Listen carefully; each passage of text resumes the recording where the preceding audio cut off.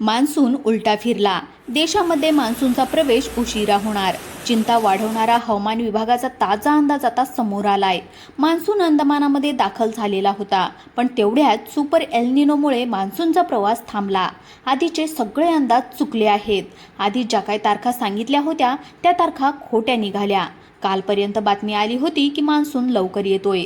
अचानक प्रशांत महासागरामध्ये एक अशी घटना घडली आहे की जिचा फटका संपूर्ण जगाला बसतोय. पण त्यासोबत देशामध्ये दुष्काळ सदृश्य परिस्थिती सुद्धा निर्माण होणार आणि त्याचा सगळ्यात मोठा फटका महाराष्ट्राला बसणार. तब्बल 21 जिल्ह्यामध्ये सर्वात मोठा दुष्काळ पडणार. एक अतिशय चिंताजनक बातमी आता समोर आली आहे, जेव्हा हवामान विभागाने आत्ताच एक ताजा अंदाज जाहीर केलाय.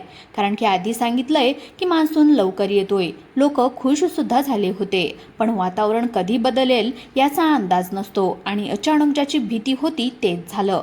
जो सुपर एल निनो जुलैमध्ये ऑगस्टमध्ये सक्रिय होणार होता तो आता सक्रिय झाल्याने मान्सून उलटा फिरलाय.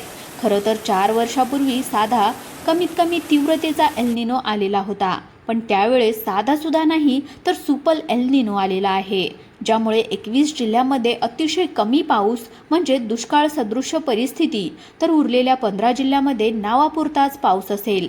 कालपर्यंत ज्या हवामान विभागाच्या तज्ज्ञांनी ज्या काही तारखा सांगितल्या होत्या तर त्या तारखा खोट्या निघाल्या. कारण की मान्सूनची नवीनच तारीख आता जाहीर झाली आहे आणि टक्केवारी देखील बदलली आहे. काही दिवसापूर्वी सांगितलं गेलं की यावर्षी पाऊस 88% पडेल, 90% पडेल, पण आता पावसाची जी काही नवीन टक्केवारी आली आहे ती पूर्णतः बदलली. कारण की मान्सून आता थांबलाय.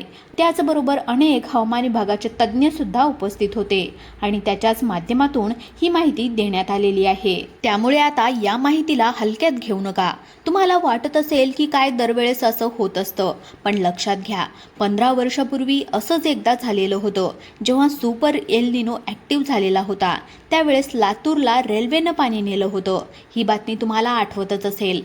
तर त्यावेळेस तो त्या ठिकाणी आता पुन्हा असा आलाय ज्यामुळे सगळ्या महाराष्ट्रामध्ये हाहाकार उडणार. मान्सूनची नवीन तारीख आता जाहीर झाली आहे. ज्या लोकांना पेरण्या करायच्या आहेत त्यांनी नेमकं काय करायचंय, कोणत्या तारखेला पेरणी करायची याची तारीख देखील स्पष्टपणे जाहीर करण्यात आली आहे.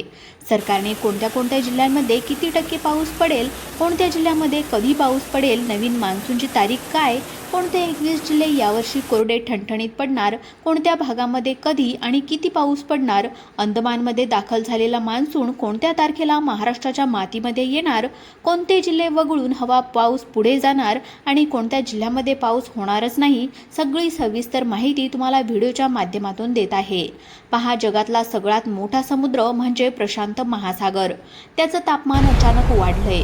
अंदमानामध्ये मान्सून आल्याच्या बातम्या आलेल्या होत्या, पण समुद्राचं पाणी चक्क 2 अंश सेल्सिअसनं तापलं आणि ज्यामुळे अख्ख्या जगावर सुपर एल निनोचं सावट आलंय. मग कोणते 21 जिल्हे आहेत की ज्याला फटका बसणार? तुमच्या स्वतःच्या जिल्हा या धोक्याच्या यादीमध्ये आहे का? 30 सेकंदामध्ये आपण सोप्या भाषेमध्ये समजून घेऊयात. मुळात सुपर एल निनो काय असतो, त्याचा परिणाम आपल्या जीवनावर कसा होतो, जून, जुलै, ऑगस्ट, सप्टेंबर या 4 महिन्यामध्ये पाऊस कसा, कुठे आणि किती पडणार, सगळी माहिती समोर आलेली आहे. पहा, निसर्गाचा खेळ बदलतोय. मान्सूनचे वारे उलटे फिरले. याला कारणीभूत ठरलंय प्रशांत महासागरातला सुपर एल निनो. हवामान विभागाने आधी फक्त 16 जिल्ह्यामध्ये सांगितलं होतं, पण आता 5 जिल्हे वाढून 21 जिल्हे रेड झोनमध्ये आले आहेत. मुख्यमंत्र्यांनी साफ सांगितलंय की आतापासूनच चारा, छावण्या आणि पाणी पुरवठ्याचं व्यवस्थापन करा. आभाळातून पाऊस पडला नाही तर धरणं कशी भरणार आणि छावण्यांना पाणी कुठून येणार? पुणे वेधशाळेने एक नकाशा दाखवलाय. या नकाशामध्ये यंदाचा पावसाळा कोरडा ठणक पडल्याची धोकादायक बातमी समोर आली आहे. प्रशांत महासागरामध्ये एक बदल झालाय, ज्यामुळे अख्ख्या पृथ्वीचं ऋतुचक्र कोलमडून पडलंय. एकीकडे ऑस्ट्रेलियाच्या जंगलामध्ये भीषण वनवे पेटतात, तर दुसरीकडे दक्षिण अमेरिकेमध्ये पूर आलाय आणि बिचाऱ्या भारताच्या, विशेषतः महाराष्ट्राच्या नशिबामध्ये फक्त यंदा कोरडं आभाळ आहे आणि उष्णतेच्या झळा आलेल्या आहेत. सर्वसाधारणपणे जो एल निनो असतो तर तो दर 2 ते 7 वर्षांनी येत असतो, पण सुपर एल निनो 10 ते 15 वर्षांनी येतो. 2015-16चं ते वर्ष आठवा, जेव्हा लातूरमध्ये इतकी बिकट परिस्थिती झाली होती की रेल्वेनं पाणी नेण्याची वेळ आली होती. तेव्हा याला कारणीभूत हा सुपर एल निनोच होता. आणि आता 2026मध्ये पुन्हा तोच काळा इतिहास आपल्या डोळ्यासमोर पुन्हा घडताना दिसत आहे. प्रशांत महासागराच्या भागामध्ये सातत्याने तापमान या ठिकाणी वाढलेलं आहे. तिथलं तापमान जर असंच वाढत राहिलं तर मान्सूनचे वारे तिथे अडकतील आणि पर्यायाने मान्सूनवर मोठा परिणाम होईल. मग याचा फटका यावर्षी नेमका कोणत्या जिल्ह्यांना बसणार, कुठे पाऊस पडणार नाही, जूनमध्ये कोणत्या तारखेला पाऊस महाराष्ट्रावर धडकणार, कोणते जिल्हे वगळून तो कोणत्या जिल्ह्यांमध्ये हाहाकार उडवणार, पुणे वेधशाळेचा रिपोर्ट काय आहे, काय माहिती समोर आली आहे पहा. पुणे वेधशाळेने दिलेल्या महत्त्वाच्या रिपोर्टनुसार विदर्भातील ब्रह्मपुरी, चंद्रपूर आणि अकोल्यामध्ये जे काही तापमान आहे तर ते वेगाने वाढणार. सध्या तापमान 40 ते 45च्या दरम्यान आहे, तर ते 47-48 पर्यंत जाऊ शकतं. हे तापमान माणसाच्या सहनशीलतेपलीकडे आहे.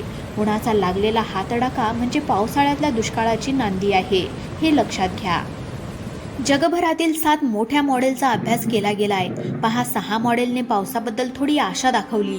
सरकारने जेव्हा या 7 मॉडेलचा अभ्यास केला तेव्हा एक गोष्ट लक्षात आली की हवामान हा संपूर्णपणे निसर्गाच्या गतीने चालतो. माणूस फक्त त्याचा एक अंदाज लावू शकतो आणि हेच अंदाज ठोकताळे न लावता अचूक यावेत म्हणून 7 वेगवेगळे मॉडेल तयार करण्यात आले आहेत. त्याचा अभ्यास केला गेला. प्रत्येक मॉडेलमध्ये काय सांगितलंय तर 6 मॉडेलमध्ये नकारात्मक सकारात्मक आशा दाखवली. पण 7वं मॉडेल जे आहे तर थेट महाराष्ट्रासाठी आहे आणि ज्याने सगळ्या महाराष्ट्राला धडकी भरवली. 7व्या मॉडेलमध्ये सांगितलंय की मान्सूनच्या सुरुवातीला म्हणजे जून महिन्यामध्ये थोडाफार कदाचित पाऊस पडेल, पण जुलै, ऑगस्ट, सप्टेंबर या महिन्यामध्ये परिस्थिती बिकट आहे. जुलै, ऑगस्ट, सप्टेंबरमध्ये 36च्या 36 जिल्ह्यांमध्ये परिस्थिती अवघड. सर्व दूर आणि सलग पाऊस पडणार नाही, केवळ तुरळक ठिकाणी मध्यम ते जोरदार पाऊस पडणार. धुवाधार पाऊस जो असतो तर त्याची शक्यता अतिशय कमी या ठिकाणी वर्तवण्यात आली आहे.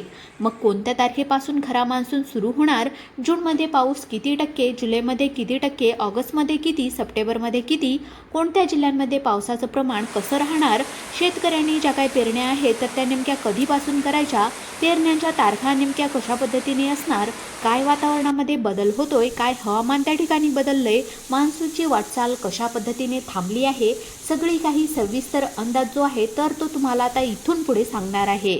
लक्षात घ्या, पावसाची जी परिस्थिती आहे तर ती नेहमी बदलत असते आणि त्याच्या मागे नेहमी बदल असतो. तर तो मान्सूनचा अंदाज तर पहा, सगळ्यात महत्त्वाचा मुद्दा जो आहे, जर आपण बघायला गेलं तर पुढील येणारे 3 दिवस जे आहे तर ते महाराष्ट्रामध्ये अवकाळी पावसाचं संकट बऱ्यापैकी ढोंडावत आहे. जर आपण उद्या बघायला गेलं तर धाराशिव, सोलापूर तसेच कोल्हापूर, सिंधुदुर्ग, सांगली, पुणे भागामध्ये जोरदार पावसाचा इशारा आहे. या ठिकाणी कोल्हापूर, सिंधुदुर्ग, अहिल्यानगरमध्ये देखील जोरदार पाऊस त्या ठिकाणी अवकाळी पावसाची शक्यता येणाऱ्या 48 तासामध्ये वर्तवण्यात आली आहे. आता तो अवकाळी पाऊस आहे, पण आता खरा पाऊस कधीपासून सुरू होणार तर पहा, पहिलं सांगितलं होतं की 1 जूनच्या आसपास केरळमध्ये दाखल होईल. त्यानंतर 5 ते 7 जूनच्या आसपास जो आहे तर तो साधारणपणे महाराष्ट्राच्या मुख्य भूमीवर तळ कोकणामध्ये दाखल होईल. असं आता तसं होणार नाही. साधारणपणे 8 ते 10 दिवस, 15 दिवस याच्यामध्ये लागू शकतात आणि तारीख वाढून ती 8 ते 10 जूनच्या आसपास गेलेली आहे. 8 ते 10 जूनच्या दरम्यान दक्षिण महाराष्ट्रामध्ये प्रवेश होणार आणि 15 ते 16 जूनच्या आसपास सर्व दूर जो आहे तर तो पाऊस संपूर्ण महाराष्ट्रामध्ये पाहायला मिळू शकतो. त्यामुळे मग पेरणीचा जो काही काळ सांगितला गेला तर तो 16 जून ते 23 जूनपर्यंत सांगितला गेला आहे. त्या तारखेमध्ये पाऊस येईल असं बोललं जातंय. आता सांगितलं गेलं शेतकऱ्यांसाठी की जोपर्यंत 7 ते 8 इंच खालीपर्यंत ओलं राहत नाही, जोपर्यंत तुमच्या शेतामध्ये तुम्ही एक त्या ठिकाणी पाहायचं आहे 7 ते 8 इंच जोपर्यंत ओलं राहत नाही तोपर्यंत पेरणी करू नका असं सांगितलंय. सलग 2-3 दिवस सलग जोरदार जर पाऊस झाला तरच पेरणी करा.